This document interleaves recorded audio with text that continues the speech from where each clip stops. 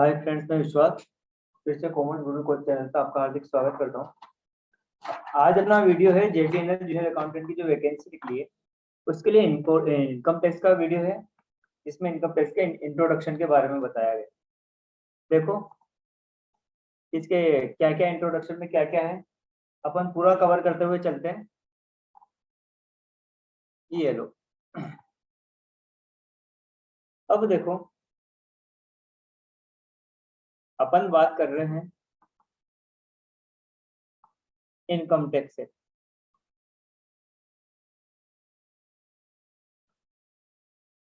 ठीक है, कैसे क्या हुआ, कैसे इनकम टैक्स एक्ट बना, वो सारी चीजें पढ़े। तो सबसे पहले बात करते हैं अपन कि टैक्स कितने टाइप का होता है। कर, तो ध्यान रहे बेटा, कर दो तरह का होता है। एक होता है डायरेक्ट टैक्स, डायरेक्ट टैक्स होता है अपना हिंदी में बोले तो प्रत्यक्ष कर। अब प्रत्यक्ष कर में क्या होता है, जिस बंदे के ऊपर टैक्स लगता है वही उस टैक्स का क्या करेगा, पेमेंट भी करे। मतलब अगर इसके अंदर की बात की जाए तो इसके अंदर क्या है, कर का भार, या जिसे अपन बोलते हैं करापात, इंग्लिश में बोले तो लेवी, और कर का भुगतान। कर का भुगतान इसे बोलते हैं करापात। बेटा लास्ट वाला करापात है, करापात यानी पेमेंट। जो ये कर का भार के साथ लिखा है ना, ये कराघात है। ये ये किसके ऊपर होता है, 10% के ऊपर, एक ही। अब देखो कराघात क्या होता है। अगर कराघात की बात करें तो कराघात होता है जिस पर कर लगाया जाता है, जिस पे कर लगाया जाता है। और कर का भुगतान ये तो नाम से हो रहा है, जिसके द्वारा कर का भुगतान किया जाए या चुकाया जाए। डन। अगर इसके एग्जाम्पल की बात करें अपन बेटा, तो अपना बेस्ट एग्जाम्पल है इसका इनकम टैक्स, आयकर। यानी कि आयकर अपना कौन सा टैक्स है, डायरेक्ट टैक्स है, प्रत्यक्ष कर। वहीं अपन सेकंड बात लेते हैं अपनी आईडीटी, इनडायरेक्ट टैक्स। इसी को बोला जाता है बेटा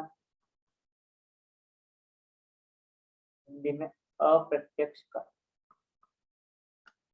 देखो इसमें कराघात, अब मैं डायरेक्ट लिख रहा हूँ, कराघात प्लस करापात, अलग अलग व्यक्तियों को।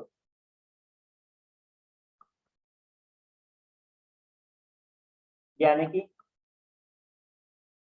टैक्स किसी और व्यक्ति पे लगेगा और उसका पेमेंट कोई और बंदा करे।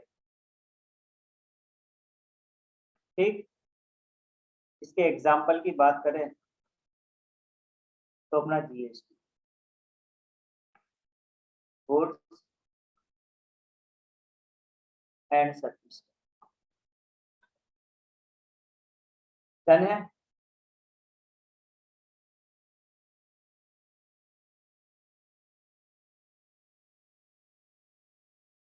यहाँ तक की बात आगे समझ में। अब देखो इनडायरेक्ट टैक्स में दोनों अलग अलग व्यक्ति कैसे होते, देखो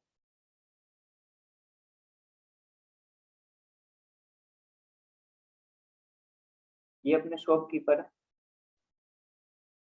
और ये कंज्यूमर, इसकी अच्छी दुकान और ये अपना कंज्यूमर। ठीक है, ये यहाँ गया कस्टमर या कंज्यूमर, इसने मान लो एक टॉफी खरीदी डेयरी मिल्क, इसके पीछे MRP लिखी हुई थी 80 और ब्रैकेट में लिखा हुआ है inclusive of all tax. MRP की full form maximum retail price, Hindi में बोले तो अधिकतम खुदरा मूल्य। ये जो लिखा है इंक्लूसिव ऑल टैक्सेस, हिंदी में लिखा था है सभी करो सही, यानी कि जो 80 रुपए इसमें टैक्स भी शामिल है। और टैक्स पेमेंट कौन करता, टैक्स की लायबिलिटी आती है शॉपकीपर के ऊपर, यानी कि कर का भुगतान कौन करने वाला था, किसको करना था, शॉपकीपर को। लेकिन शॉपकीपर इसको किससे वसूल रहा है, कंज्यूमर, क्योंकि जो ऑल टैक्सेस यानी 80 रुपए में टैक्स शामिल, यानी कि वसूल पेमेंट कौन कर रहा है, कंज्यूमर। लायबिलिटी थी शॉपकीपर की, लेकिन पेमेंट कौन कर रहा है, कंज्यूमर। तो बेटा इसको बोलते हैं इनडायरेक्ट टैक्स। ठीक है, ये तो था बेटा अपने टैक्स के बारे में। अब अपन आगे बात करते हैं, देखो क्या है। अब अपन आगे हिस्ट्री की बात करते हैं कि इनकम टैक्स कैसे आया है, क्या हुआ है इनकम टैक्स में। देखो अगर मैं हिस्ट्री की बात करूं कि कब लगा है इनकम टैक्स पहली बार, तो ये सब देखें तो ध्यान रहे, इंडिया में यानी कि भारत में फर्स्ट टाइम पहली बार, फर्स्ट टाइम यानी कि पहली बार टैक्स लगा था बेटा 1860। ठीक है, इसमें कर मुक्त सीमा थी 200 रुपए, यानी कि फर्स्ट 200 तक कोई भी टैक्स नहीं लगता। ठीक, ये टैक्स लगाया था सर जेम्स विल्सन।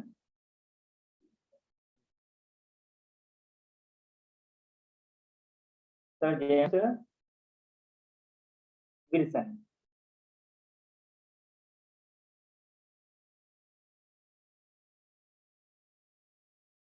ठीक, फिर बात करें इंडिया में first time income tax act आया था बेटा अपना 1886। First time income tax act आया था अपना 1886। ध्यान रहे साथ ही सन 1916 में पहली बार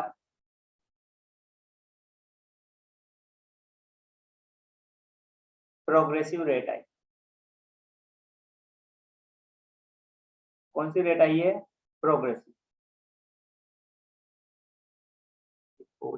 प्रोग्रेसिव रेट आई यानी कि प्रगतिशील करे, प्रगतिशील दर। प्रगतिशील दर मतलब जैसे जैसे इनकम आपकी बढ़ेगी वैसे वैसे टैक्स भी क्या होगा, बढ़ेगा। इनकम जैसे जैसे बढ़ेगी टैक्स रेट भी क्या हो जाएगी, बढ़। ठीक है, फिर बात करते हैं 1918 की। 1918 में एक चेंज हुआ, इसमें ये चेंज था कि प्रीवियस ईयर की इनकम पे टैक्स प्रीवियस ईयर में लगा। ठीक है, लेकिन ये लॉ सिर्फ 4 साल ही चला, फिर 1922 में वापस से चेंज किया कि प्रीवियस ईयर की इनकम पे टैक्स असेसमेंट ईयर में। देखो प्रीवियस ईयर क्या होती है, असेसमेंट ईयर क्या होता है, ये सब अभी अपन पढ़ेंगे, अभी थोड़ा हिस्ट्री समझो। ठीक, PY मतलब प्रीवियस ईयर है, अपन इनकी शॉर्ट फॉर्मों को भी मैं लिखवा दूंगा एक दो। बात आ गई समझ में? अगर इनकी फुल फॉर्म ये शॉर्ट फॉर्म लिखनी तो मैं इधर लिख देता।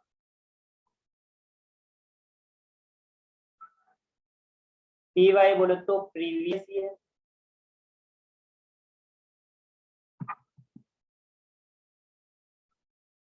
यानी कि गत वर्ष। सब पढ़ेंगे अपन जब इंपॉर्टेंट डेफिनेशन पढ़ेंगे। AY यानी असेसमेंट ईयर,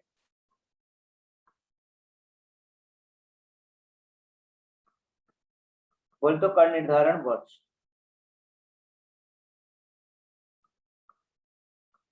डन, ठीक है, आगे बढ़ते हैं।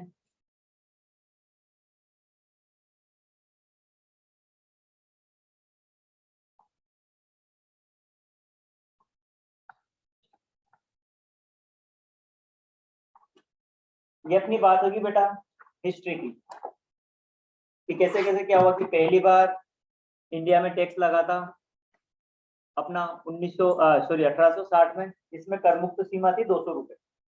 सर जेम्स विल्सन ने लगाया था ये। फिर इंडिया में पहली बार इनकम टैक्स एक्ट आया था 1886 में, ठीक है। फिर 1916 में पहली बार प्रोग्रेसिव रेट डिसाइड हुई थी, इसमें प्रगतिशील करें, अगर इनकम ज्यादा तो टैक्स रेट भी क्या होगी, ज्यादा होगी। ये दोनों पॉइंट इसके हैं, ठीक। वहीं अगर 1918 की बात करें तो फिर एक चेंज आया था इसमें कि प्रीवियस ईयर की इनकम पे टैक्स प्रीवियस ईयर में लगेगा, लेकिन ये लॉ सिर्फ 4 साल ही एप्लीकेबल रहा। उसके बाद 1922 में वापस इसमें चेंज किया कि प्रीवियस ईयर की इनकम पे टैक्स लगेगा बेटा असेसमेंट, ठीक है क्या। अब आगे की बात करते हैं। ये लो साहब, ये अपन आगे की बात,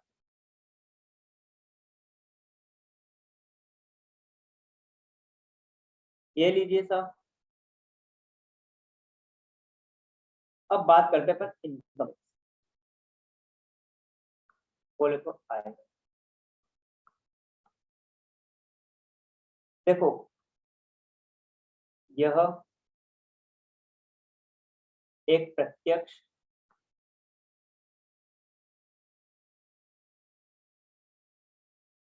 व प्रगतिशील कर, यानी कि अगर बात करें तो ये क्या है, डायरेक्ट टैक्स है plus progressive tax. Progressive tax मतलब जैसे जैसे इनकम बढ़ेगी अपना टैक्स भी क्या होता जाएगा, बढ़ता जाएगा। इनकम टैक्स को वसूल कौन करता है, यानी कौन रिकवर करता है, ये करता है बेटा सेंट्रल गवर्नमेंट। सेंट्रल गवर्नमेंट, केंद्र सरकार, ठीक। अब सेंट्रल गवर्नमेंट को ये पावर किसने दी है, टैक्स वसूलने की। बेटा ये पावर मिली है इसको यूनियन लिस्ट से। ये पावर मिली है यूनियन लिस्ट यानी कि संघीय सूची से या संघ सूची से। यूनियन लिस्ट है ना, संघ सूची इसको पावर देता है सेंट्रल गवर्नमेंट को वसूल करने। अब जो संघ सूची है इसके एंट्री नंबर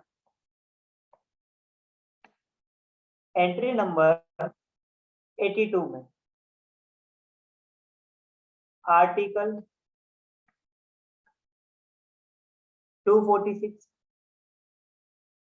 के शेड्यूल, आर्टिकल 246 के शेड्यूल 7 की लिस्ट फर्स्ट, ये जो एंट्री है आर्टिकल 246 के शेड्यूल 7 की लिस्ट नंबर 1 में है, ठीक है।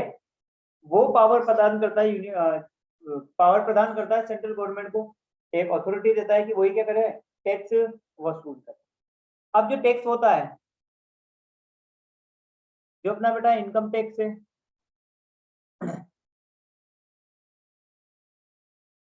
तो देखो अब इनकम टैक्स को वसूल तो कौन करता है, सेंट्रल गवर्नमेंट। लेकिन जो ये टैक्स होता है इसको सेंट्रल गवर्नमेंट और स्टेट गवर्नमेंट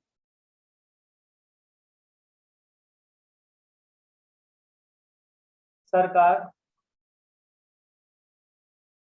निर्धारित प्रतिशत में वितरित करते डिस्ट्रीब्यूट करते हैं। वितरित यानी डिस्ट्रीब्यूट, यानी कि जो इनकम टैक्स है ये वसूल तो करता है सेंट्रल गवर्नमेंट, लेकिन सेंट्रल गवर्नमेंट और स्टेट गवर्नमेंट में एक फिक्स परसेंटेज इसको क्या किया जाता है, डिस्ट्रीब्यूट किया जाता है। ठीक है, और इसको डिस्ट्रीब्यूट करने के लिए हर 5 वर्ष में वित्त आयोग का गठन किया जाता है। वित्त आयोग का क्या किया जाता है, गठन किया जाता है।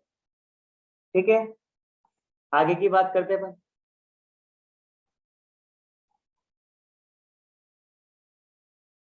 ये इंडिया में इनकम टैक्स की व्यवस्था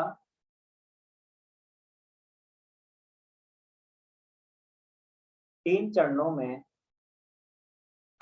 विभक्त, यानी जो इनकम टैक्स सिस्टम है इंडिया में वो 3 स्टेप। देखो क्या क्या,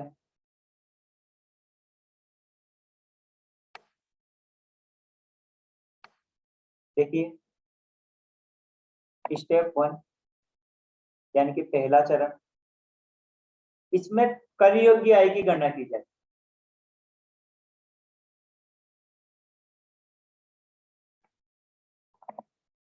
यानी कि टैक्सेबल इनकम की कैलकुलेशन की जाए।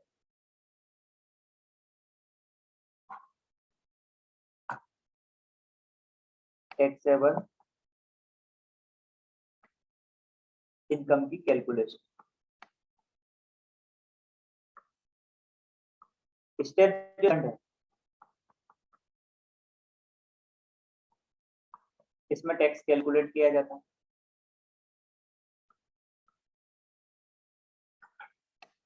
यानी आयकर की गणना की जाती है, आयकर की राशि की गणना। वही बात करते हैं अपन स्टेप नंबर 3। इसमें आता है कर वसूली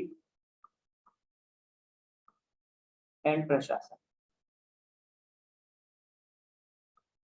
टैक्स रिकवरी एंड एडमिनिस्ट्रेशन। ठीक है क्या,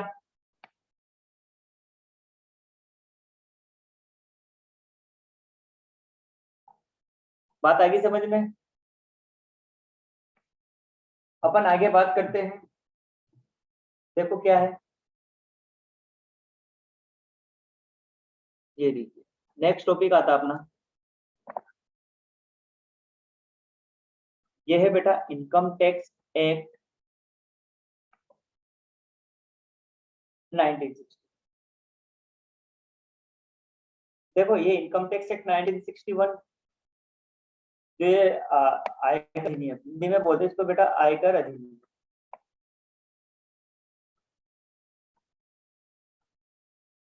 नाइनटीन 1961। अब इसको आयकर अधिनियम जो बोला जाता है वो बोला जाता है सेक्शन 1। सेक्शन 1 में इनकम टैक्स एक्ट 1961 बोला जाता है। ये कहाँ लिखा हुआ है, सेक्शन 1 में लिखा हुआ। ठीक है क्या, वहीं आगे ये अपना बेसिक सोर्स है, ये बेसिक सोर्स है अपना इनकम टैक्स का। आयकर का मूल स्रोत है या मूलभूत स्रोत, basic source of income tax है। बेटा जो इनकम टैक्स एक्ट अप्लाई हुआ था,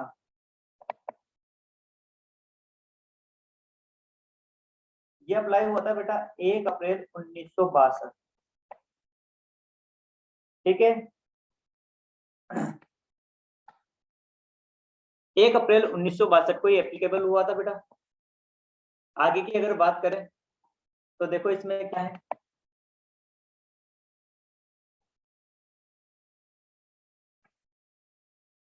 वेयर अप्लाई पूरे इंडिया में, कहाँ लागू होता है, एक पूरे भारत में एप्लीकेबल,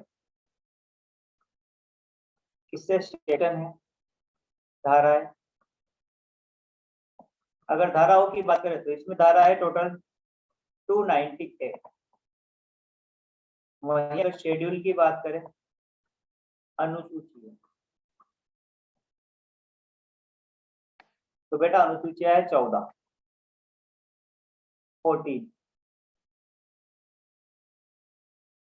ये 14।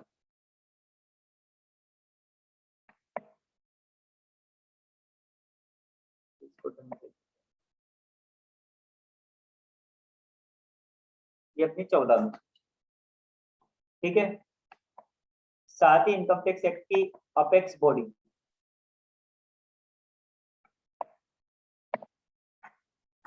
वो है अपनी बेटी सीबीडी।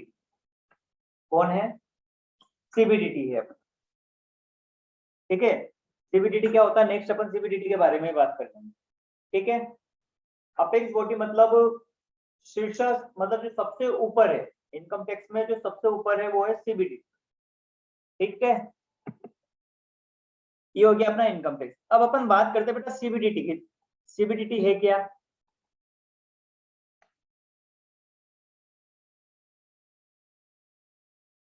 ये लो बेटा, सीबीडी। अब एक एक चीज देखते क्या है सीबीडीटी। बेटा अगर इसकी फुल फॉर्म की बात करें तो ये है central board of direct tax, central board of direct tax. CBDT की अगर अपन फुल फॉर्म की बात करें तो बेटा central board of direct tax, ठीक है।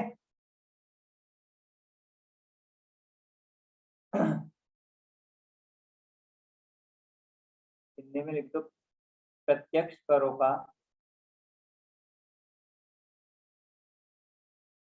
केंद्रीय बोर्ड,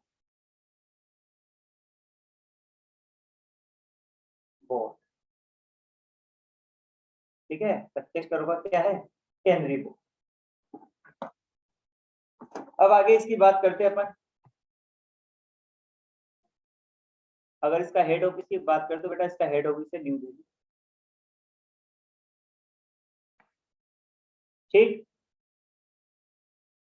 एस्टेब्लिशमेंट की बात करें इसके, हेड ऑफिस बोले तो बेटा मुख्यालय, हिंदी में, ये मात्राओं पे मत जाना, है ना।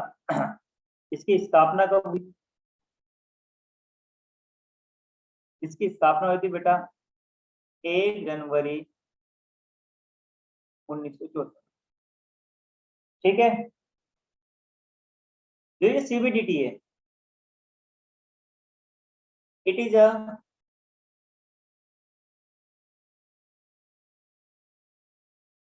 स्टैट्यूटरी अथॉरिटी, यानी कि ये इनकम टैक्स यानी कि जो सीबीडीटी है, यह एक वैधानिक प्राधिकरण।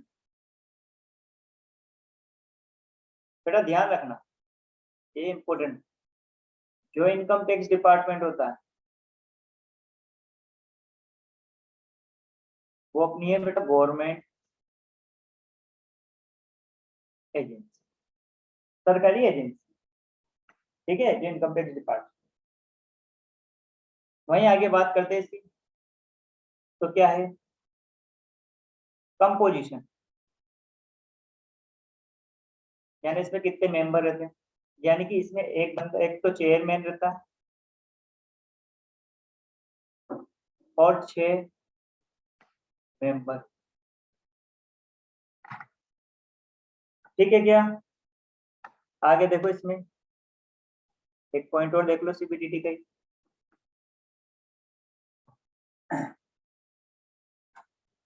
आगे इसकी बात करते हैं कि इनकम टैक्स एक्ट 1961 के किसी प्रोविजन, प्रावधान या फिर रूल्स यानी कि धारा के स्पष्टीकरण में, स्पष्टीकरण बोले तो क्लेरिफिकेशन के स्पष्टीकरण में अगर संदेह हो, डाउट हो,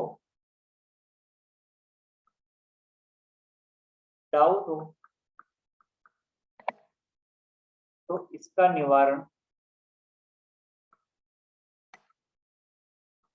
यानी सोल्व कौन करेगा? सीबीडीटी। ठीक है, अगर इनकम टैक्स एक्ट के किसी भी प्रोविजन या रूल्स के क्लेरिफिकेशन या स्पष्टीकरण में कोई भी डाउट हो तो उसको कौन सोल्व करेगा? अपना सीबीडीटी सोल्व करेगा। ठीक है क्या? चलिए आगे बढ़ते हैं अपन। सीबीडीटी भी हो गया अपना।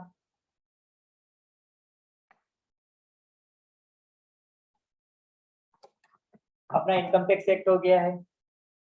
अब बात करते हैं फाइनेंस एक्ट, वित्त अधिनियम।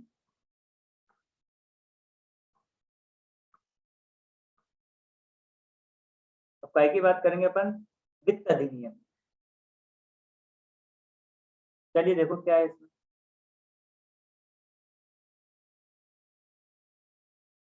देखिए, सबसे पहले इसके ऑब्जेक्ट की बात करते हैं। ऑब्जेक्ट बोले तो उद्देश्य,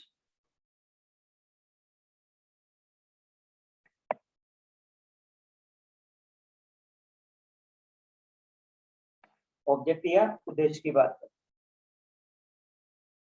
तो इनकम टैक्स एक्ट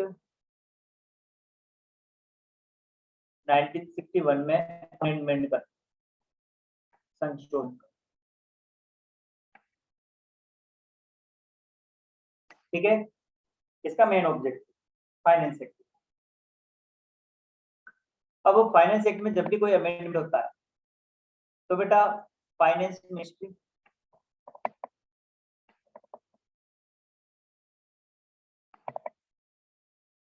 वित्त मंत्रालय,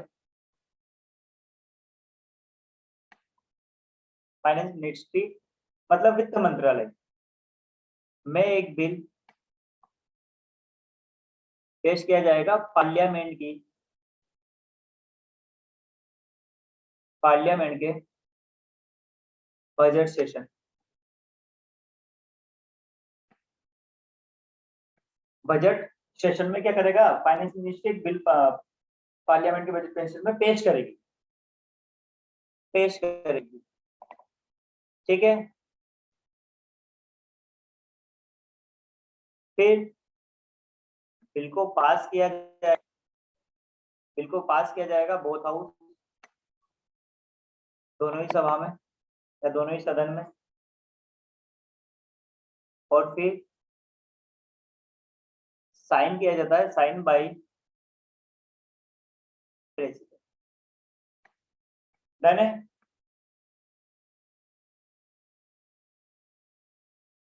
जो फाइनेंस एक्ट होता है यह हर साल अमेंडमेंट यानी कि संशोधन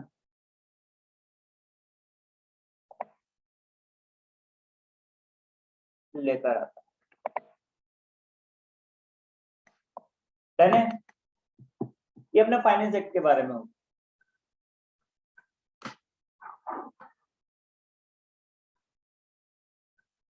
स्क्रीनशॉट लेना हो तो लो इसका।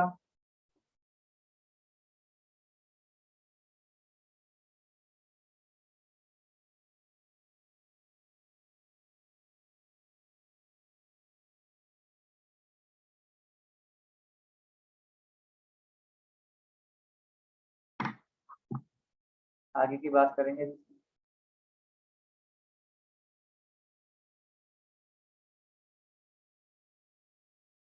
फाइनेंस मिनिस्टर के बारे में तो जानते हो आप। Finance minister okay.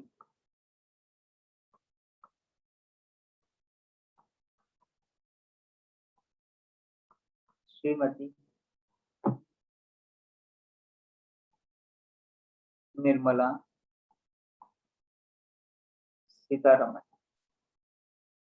ठीक, बात आगे के समझ में है। राजस्थान की बात करते हैं।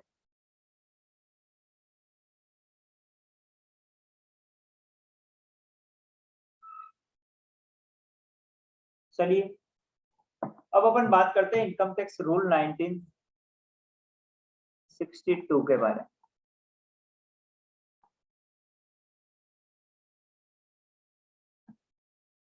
इनकम टैक्स रूल 1962 के आयकर अधिनियम नियम। आयकर अधिनियम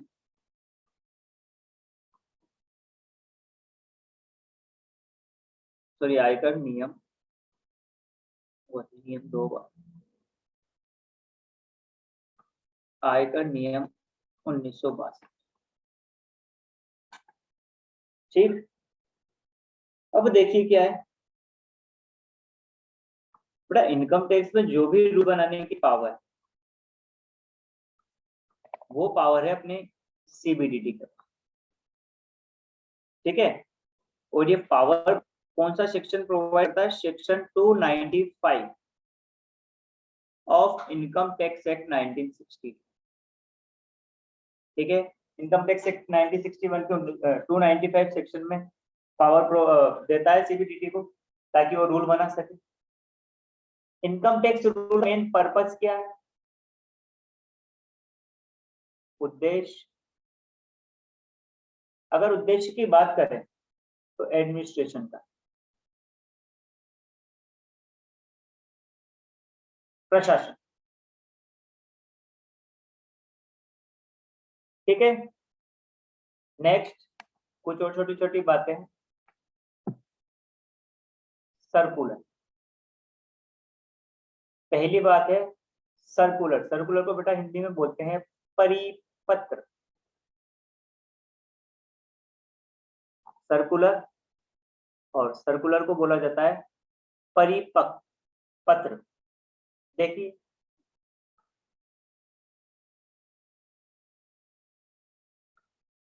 सर्कुलर होते हैं बेटा डिपार्टमेंट के लिए, इनकम टैक्स डिपार्टमेंट।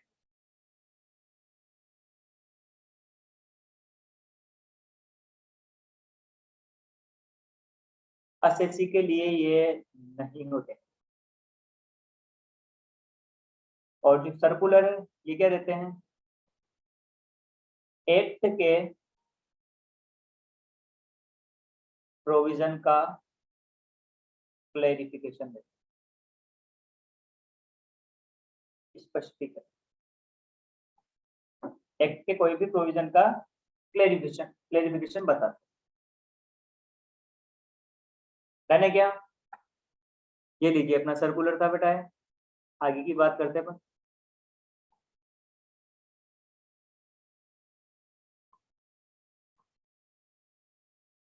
अब बात करते हैं बेटा नोटिफिकेशन।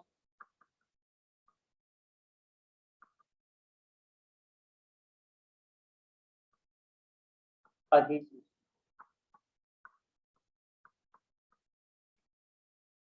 ठीक। नोटिफिकेशन बेटा डिपार्टमेंट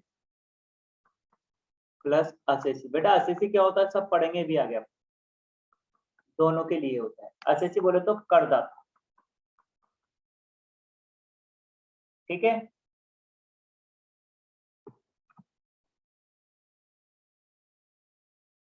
नोटिफिकेशन इशू किया जाता है रिलेटेड टू अमेंडमेंट। अमेंडमेंट बोलते हो संशोधन।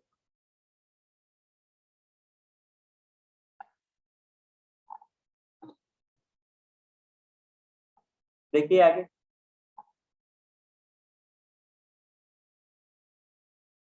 अब इसमें एक मोस्ट इंपोर्टेंट पॉइंट याद रखना है कि राजकीय अधिसूचना में भारत के finance ministry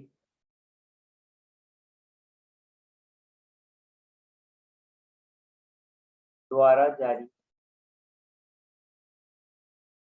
income tax act,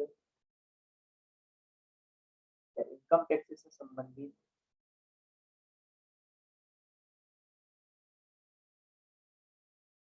income tax से संबंधित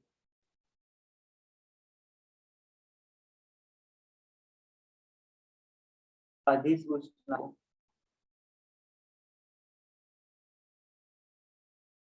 शामिल।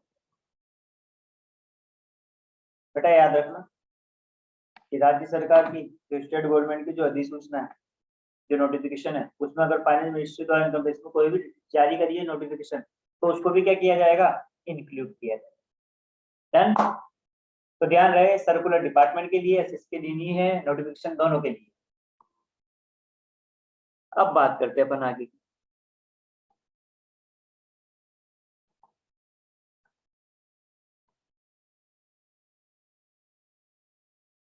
चलिए,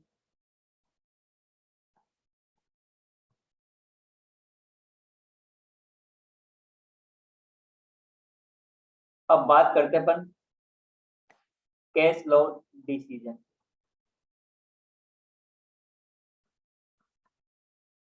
ठीक, ध्यान रहे बेटा, डिपार्टमेंट प्लस असेसी, ये दोनों के ऊपर रहती है। ठीक है, अब देखो, अब कुछ छोटी छोटी बात, एक दो बातें और बची है इसकी छोटी छोटी, वो और देख लेते हैं। देखिए क्या है,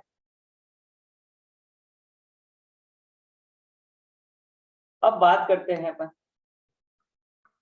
कि इनकम टैक्स की जो रेट है वो मेंशन्ड है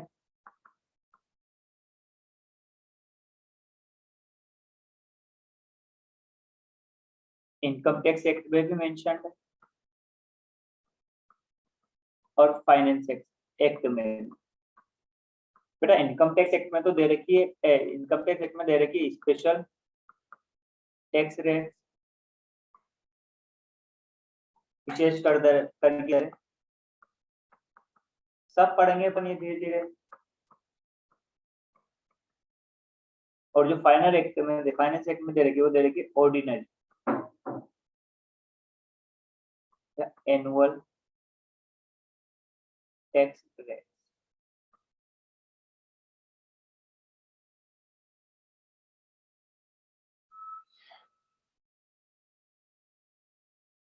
सामान्य या वार्षिक कर की दर। ठीक है क्या, अब बेटा जो ये रेट होती है ना, ये मेंशन फाइनेंस एक्ट के first schedule, annual finance act हर साल जो आता है उसमें दी होती है, उसके शेड्यूल 1, फर्स्ट शेड्यूल। ठीक है क्या, यहाँ तक तो किसी को दिक्कत है नहीं। एक बार और देख लो, देखे क्या होता है। इसको स्क्रीनशॉट लेने वो भी ले लेना।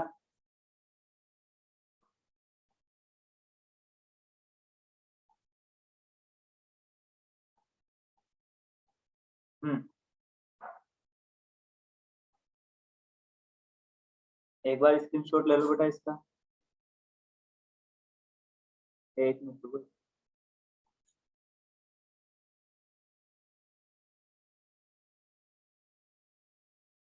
ठीक, फिर ये लो,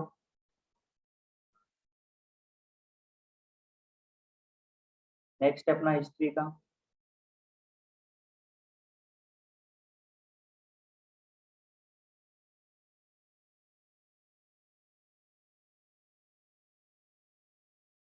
बेटा ये पीडीएफ भी मिल जाएगी तुम्हें, इसको छोटा कर देता हूँ फिर लेना पूरा आ जाए।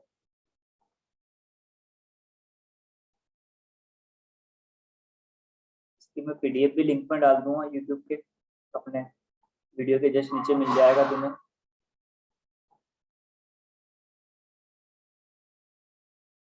बहुत छोटा सा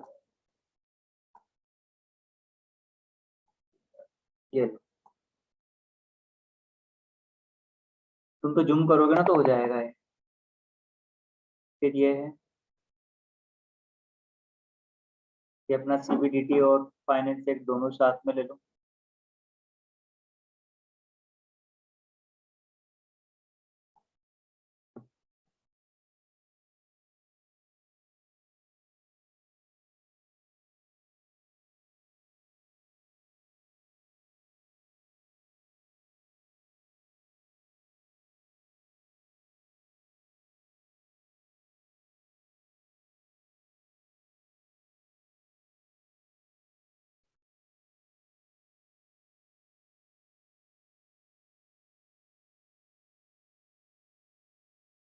आगे देखो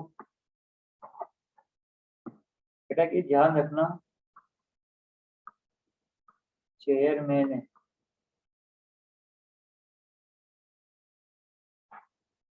अभी है अपने प्रमोद चंद्र मोदी, ठीक है। इनका टाइम पीरियड खत्म हो गया था, लेकिन इनको वापस से रीअपॉइंट किया,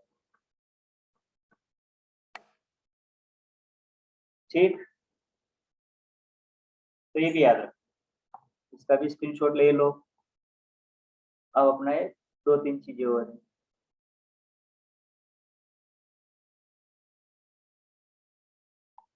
थोड़ा सा बड़ा कर लो जब आई नहीं।